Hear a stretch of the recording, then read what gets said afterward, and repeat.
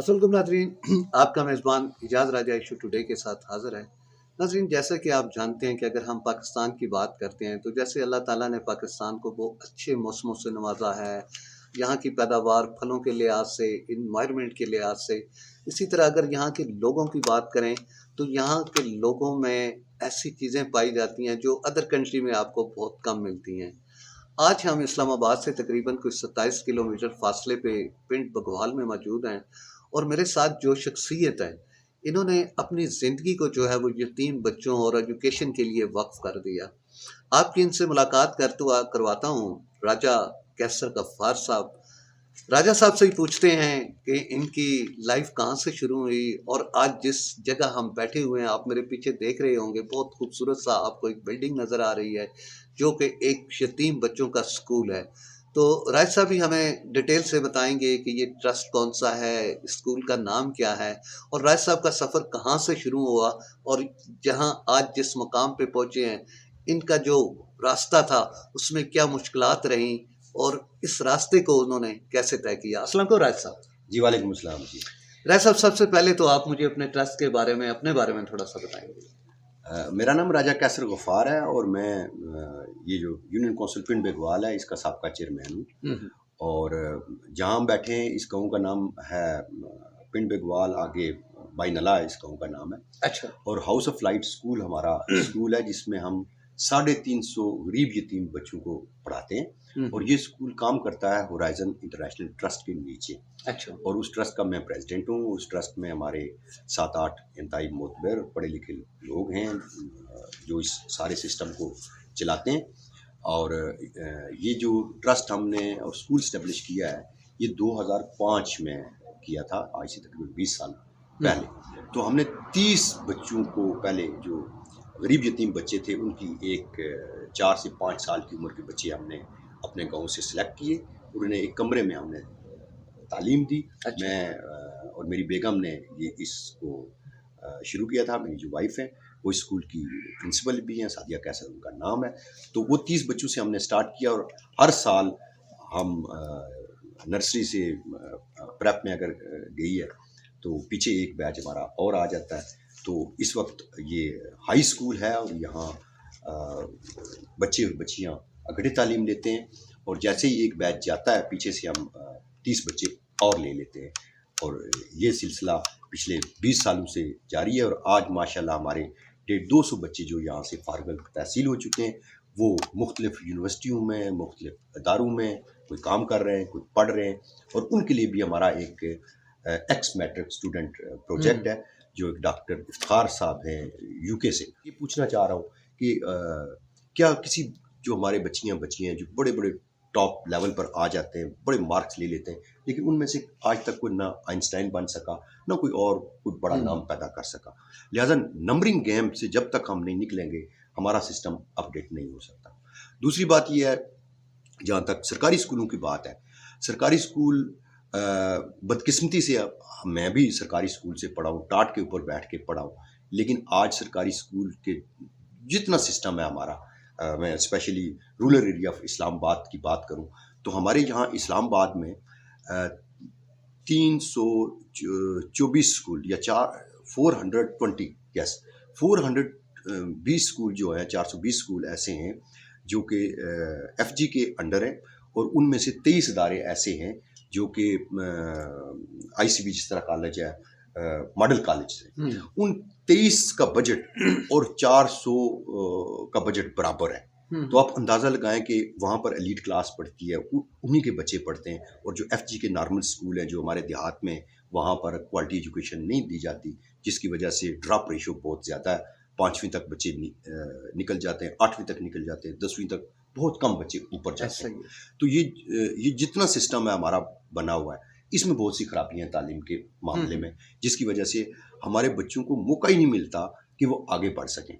तो हमने इसीलिए ये स्कूल इस्टेब्लिश किया है कि हमने हर बच्चे को मौका देना है और उसकी सपोर्ट करनी है, ताकि वो ना सिर्फ गुर्बत ख़त्म कर सके तालीम के ज़रिए अपने घर वालों की, अपने इर्द गिर्द की, बल्कि वो अपने आप को भी तब्दील करे। और अपने एक फैमिली से जिस तरह हम एक बच्चा लेते हैं तो सबको तो हम नहीं पढ़ा सकते। एक अगर बंदे ने کہ 6 بچے ہیں تو 6 کا پڑھانا ہمارے لیے مشکل ہے، لیکن ان میں سے ہم چاہتے ہیں ایک پڑھ جائے جو ان کو تبدیل کر سکے. یہ ہمارا مشن ہے کہ اس دیہات اسلام آباد کے دیہات سے، اس پنڈ دوار اسپیشلی اس یونٹ کونسل سے جتنے غریب یتیم بچے ان کی کھیپ تیار کی جائے تاکہ وہ کسی لیول پر پہنچ سکیں اور وہ اس علاقے کی اور اس ملک کی تقدیر بدل سکیں. ایسا مجھے یہ بتائیں کہ شوق آپ کو یا اس طرف رجحان آپ کا کب بنا، کب لے کے آئے؟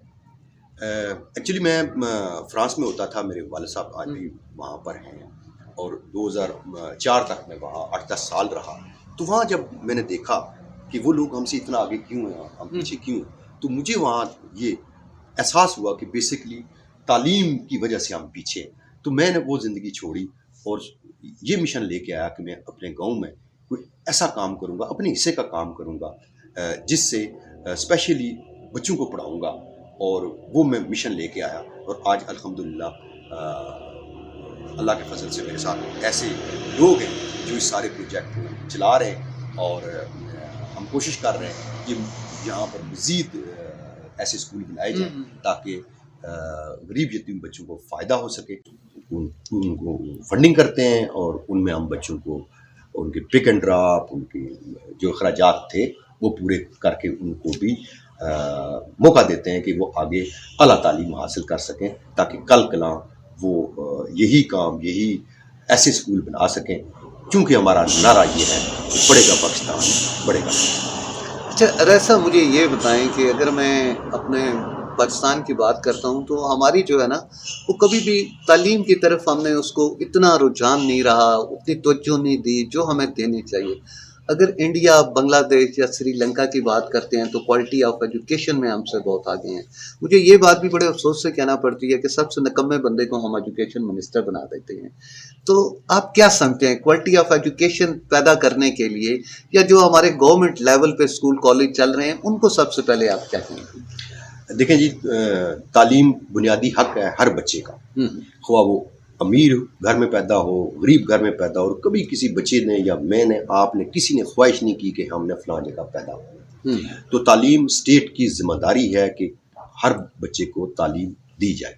چونکہ ہمارا سسٹم، پاکستان کا سسٹم آپ کے سامنے ہے، ہم بدقسمتی سے ہم نے تعلیم کو نظر انداز کر دیا اور اس چیز کو نہیں سوچا کہ تبدیلی کہیں سے بھی نہیں آ سکتی، صرف اور صرف تعلیم کے ذریعے کسی معاشرے میں تبدیلی آ سکتی ہے. اگر آپ آج یورپ کو، امریکہ کو اور یہ ویسٹ کو دیکھیں اور وہ بہت آگے ہیں ہم سے، 2 سال آگے، تو اس کی وجہ صرف اور صرف تعلیم ہے. بیسیکلی تعلیم شعور کو تبدیل کرتی ہے اور سوچنے کا موقع دیتی ہے، مختلف آپشنز پر بندہ غور کرتا ہے. ویسے اس کا مطلب یہ ہے کہ لوگوں کا آپ پہ جو ٹرسٹ ہے وہ بہت زیادہ ہے. یہ بھی بڑی ضروری ہوتا ہے کہ اگر آپ کوئی اس طرح کا ویلفیئر ادارہ رن کر رہے ہیں تو لوگوں کا ٹرسٹ بحال ہونا وہ بڑا ضروری ہے. تو ریسا مجھے یہ بتائیں کہ اسکول میں آپ بچوں کو کیا کیا سہولیات دے رہے ہیں؟ پہلے جو ٹرسٹ کی آپ نے بات کی ہے میں اس پر آؤں گا کہ دیکھیں، میرا خیال یہ ہے کہ نیت ایک ایسا بیج ہے جو جتنا اچھا بیج ہوگا اتنی اچھی فصل ہوگی. ٹھیک ہے، ایک پہلی بات اس سارے کام میں ویلفیئر کے کام کی بات ہوتی ہے. دوسری بات یہ ہے کہ لوگ وہاں پر پیسے دیتے ہیں جہاں پر انہیں یقین ہو کہ ان کے پیسے کو خراب نہیں کیا جائے گا اور اس کا غلط استعمال نہیں ہوگا. میں یہ کہتا ہوں کہ ہمارا جتنا سسٹم ہے بڑا ٹرانسپیرنٹ، ہماری ویب سائٹ ہے، ہر چیز ہماری آڈٹ ہوتے ہیں ہمارے اسکول کے ہر معاملے کے، اور ہم شفافیت کا بھرپور خیال رکھتے ہیں. اسی وجہ سے لوگ ہمارے ٹرسٹ پر اعتبار کرتے ہیں. اور جو ہمارا فیوچر پلان ہے اس میں بھی یہ شامل ہے کہ ہم یہاں پر ایک گرلز کالج بنائیں اسی قسم کا، جس میں ہم بچیوں کو زیادہ سے زیادہ تعلیم دے سکیں. کل کل وہ جس طرح بچیوں نے بات کی، وہ ٹیچر بننا چاہتی ہیں، کچھ اور کوئی وکیل بننا چاہتا ہے، جو بھی ہے، لیکن بچیوں کے لیے مشکل ہے یہاں سے اسلام آباد تعلیم کے لیے جانا. تو ہم چاہتے ہیں کہ یہاں پر ہی ایک کالج ان کا بنایا جائے. تیسری بات آپ نے کی تھی کون سی؟ یہی کہ آپ کیا کیا یہاں پہ پرووائڈ کر رہے ہیں؟ ہاں، پرووائڈ کیا کر رہے ہیں جو فیسلٹی ہے اس میں ہم بچوں کو فری تعلیم دیتے ہیں، یونیفارم دیتے ہیں، بکس دیتے ہیں، each and everything related education انہیں یہاں سے ملتی ہے. پہلے ہمارا ایک پروگرام تھا جس میں ہم بچوں کو فوڈ بھی دیتے تھے، پک اینڈ ڈراپ بھی دیتے تھے، لیکن چونکہ موجودہ حالات ملک کے معاشی حالات لوگوں کے بھی خراب ہیں تو یہ 2 پروگرام ہمارے بند ہو چکے ہیں. نہ بچوں کو فوڈ دے پا رہے ہیں، نہ انہیں پک اینڈ ڈراپ کی سہولت دے پا رہے ہیں.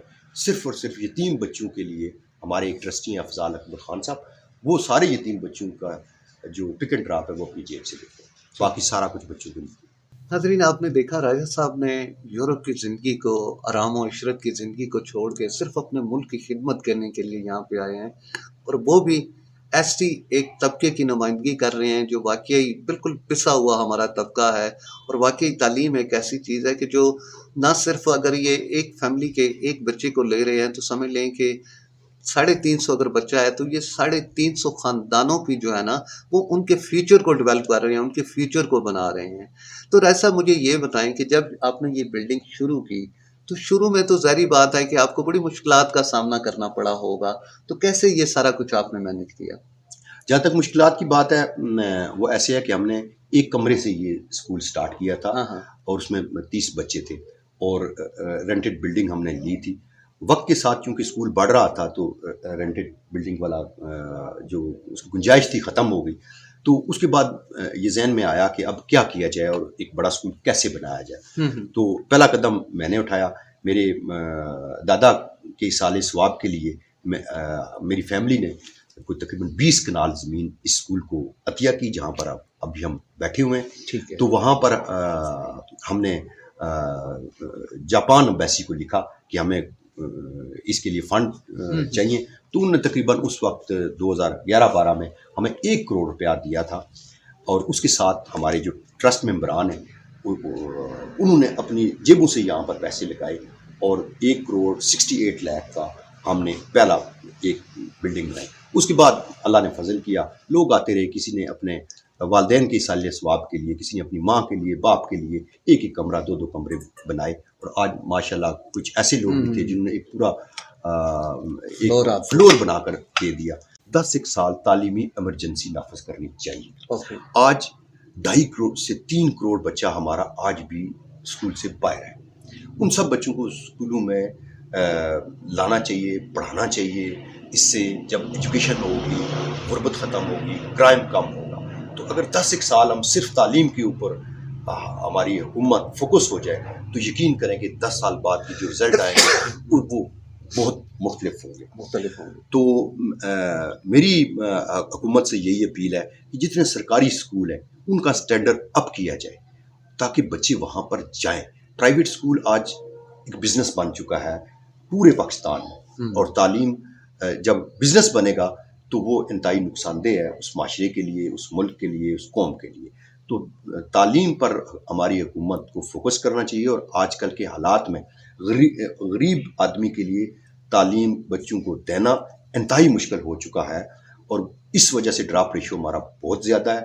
اور حکومت اگر اپنے ایف جی کے، اسپیشلی اسلام آباد کے ایف جی کے جو اسکول ہے، اگر ان کو یہ ٹھیک کرے تو لوگوں کا بہت زیادہ بھلا ہو سکتا ہے اس مہنگائی کے دور میں. ایسا مجھے یہ بتائیں کہ یوٹیلیٹیز بل جو ہیں کیا ان میں کوئی کنسیشن آپ کو ملتی ہے؟ ہمارا سولر سسٹم ہے، اوکے. اور ہم افورڈ ہی نہیں کر پا رہے تھے، اتنے ہمارے زیادہ بل آ رہے تھے. تو ہم نے اس کے لیے فنڈنگ اکٹھی کی، اور ہمارے ایک ٹرسٹ کے ممبران نے اپنی مدد آپ کے تحت ہم نے اوپر پورے اسکول کے اوپر سولر لگایا، جس کی وجہ سے ہمارا یہ والا بل جو ہے یہ کم ہو گیا. لیکن حکومت کی طرف سے کوئی ہمیں سپورٹ نہیں ہے، ایک آنے کی سپورٹ آپ نہیں ہے. اچھا راج صاحب، چلیں آخر میں آپ سے یہ جو انوائرمنٹ ہمیں بڑی خوبصورت سی نظر آ رہی ہے، اس جگہ کو مثلا آپ کی جو چوائس آپ نے کیا اسی انوائرمنٹ یا اسی علاقے کو کیوں کیا؟ ایک بات تو یہ ہے کہ چونکہ یہاں کا میں باسی ہوں، تو جہاں کا بندہ باسی ہوتا ہے، جہاں سے ہوا لیتا ہے، جہاں سے پانی لیتا ہے، جس زمین سے اس کو کیا جائے.